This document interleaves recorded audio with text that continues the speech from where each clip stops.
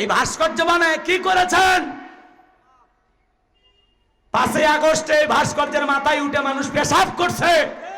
আপনার বাবার সম্মান কমছে না বাড়ছে? ওই ভাস্কর্য না বানাইয়া এই দেশে কত মসজিদ মাদ্রাসা দুরবস্থা। যদি মসজিদ মাদ্রাসাগুলো সুন্দর করে দিতেন, কত গরিব এতিম অসহায় খাইতে পারে না তাদের মুখে যদি খাবার তুলে দিতেন, কত মানুষের বাসস্থান নাই বাসস্থানের যদি ব্যবস্থা করে দিতেন, কত বেকার যুবক আছে তাদের যদি কর্মস্থানের ব্যবস্থা করে দিতেন, 4,500 কোটি টাকা দিয়া দেশের কল্যাণে ইসলামের কল্যাণে যদি ভালো ভালো কাজ করতেন, বিকাশ হয়ে আপনার বাবার কবরে সব পৌঁছে যেত। আর আপনারা বানান ভাস্কর্য। এটা মুসলমানের কালচার না, এটা মুসলমানের সংস্কৃতি না। কথা বলে ঠিক না? এগুলো ইহুদি মুশরিক বেঈমানদের কালচার। কথা বলে ঠিক না? ভাস্কর্য বানায়, রাস্তার মোড়ে লিখে রাখেন সুবহানাল্লাহ, আলহামদুলিল্লাহ, আল্লাহু আকবার, লা ইলাহা ইল্লাল্লাহ।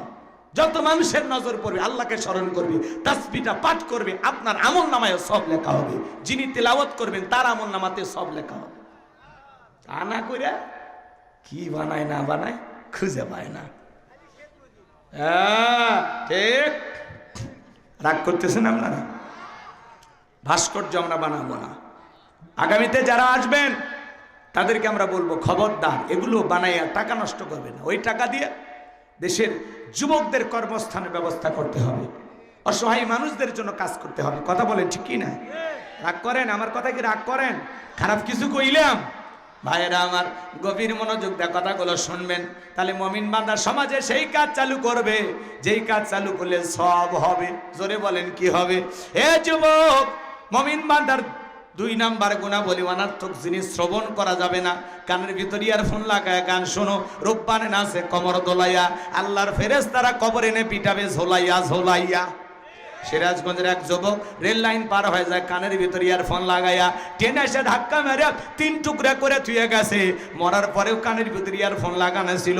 এখন কবরে যা, ফেরেশতারা তোর জায়গা মতো বাদ্যযন্ত্র বাজাবে। কথা বলেন ঠিক কি না? এই কান আল্লাহ গান শোনার জন্য দেয় নাই। হক্কানি ওলামা ইকরামদের বয়ান শুনতে হবে, ইসলামী সঙ্গীত শুনতে হবে, কোরআন তেলাওয়াত শ্রবণ করতে হবে। কথা বলেন ঠিক কি না? এই জন্য মুমিন বান্দার 2 নাম্বার গুণাবলী ওয়াল্লাযীনা হুম আনিল লাগবি মুরিদুন।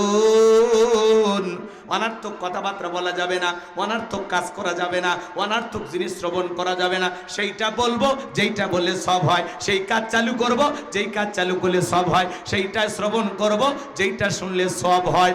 এক কথায় সব আছে যেখানে, জোরে বলেন সব আছে যেখানে, আর গুনাহ আছে যেখানে।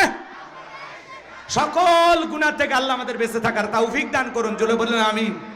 আর একটু চিল্লায় বলেন আমিন। এইবার মুমিন বান্দার 3 নাম্বার গুণাবলী ওয়াল্লাযীনা হুম লিয-যাকাতি ফাঈলুন। ওয়াল্লাযীনা হুম লিয-যাকাতি ফাঈলুন। মুমিন বান্দার 3 নাম্বার গুণাবলী, আল্লাহ যদি মুমিন বান্দাকে নিসাব পরিমাণের সম্পদের মালিক বানায়া দেয়, মুমিন বান্দাকে আল্লাহ যদি ধনী বানায়া দেয়, মুমিন বান্দা সক্রিয়ভাবে হিসাব করে করে বছরে যাকাত দেবে একবার। জোরে বলেন কয়বার? কয় লাখ টাকার কয় হাজার টাকা যাকাত আসে, কয় কোটি টাকার কয় লক্ষ টাকা যাকাত আসবে। মুমিন বান্দার সক্রিয়ভাবে হিসাব করে করে বছরে একবার যাকাত দেবে। যাকাত দেওয়া নফল না ফরজ? এ যুবকে, এই যে 4 নাম্বার গুণাবলীতে যুবকদের ওয়াজ, 3 নাম্বার চলতেছে না, এর পরিচার এসে গেছে। রাগ করতেছেন আপনারা? যুবক একটু কথা বলো, লিল্লাহি তাকবীর। তাহলে যাকাত দেওয়া নফল না ফরজ? নামাজ আদায় করা যেমনি ফরজ, যাকাত দেওয়া তেমনি ফরজ।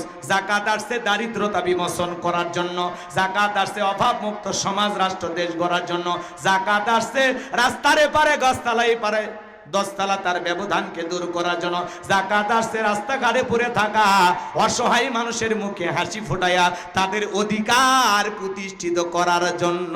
আল্লাহু আকবার। শোনেন শোনেন, বাংলাদেশের অর্থনীতি যাকাত ভিত্তিক না সুদ ভিত্তিক?